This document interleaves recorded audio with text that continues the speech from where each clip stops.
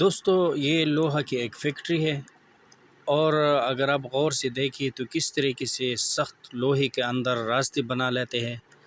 اور سخت ترین لوہے کو کاٹا جاتا ہے اور پھر ان کو اپنی مرضی سے موڑ لیتے ہیں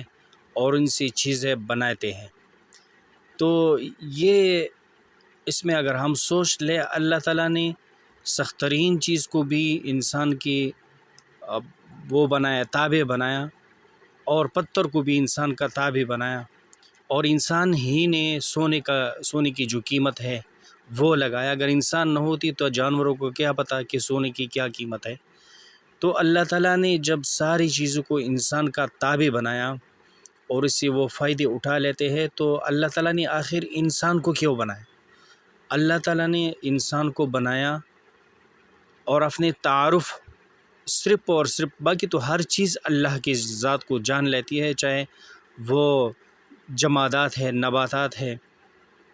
اور حیوانات ہے، ان کو اللہ تعالیٰ کی ذات کا پتہ ہے۔ لیکن جو متعارف اور اللہ تعالیٰ کی معرفت کے لیے اللہ تعالیٰ نے بنایا انسان کو اور جنات کو کہ یہ میری بندگی کرے اور یہ میری عبادت کرے اور جس طرح میں چاہوں یہ زندگی گزارے،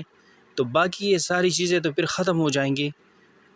لیکن اس معرفت کی وجہ سے یہ جو ہے وہ انسان کا ختم وہ ہے نہیں، وہ انسان جو ہے اس کی تبدیلی ہو جاتی ہے اور اللہ تعالیٰ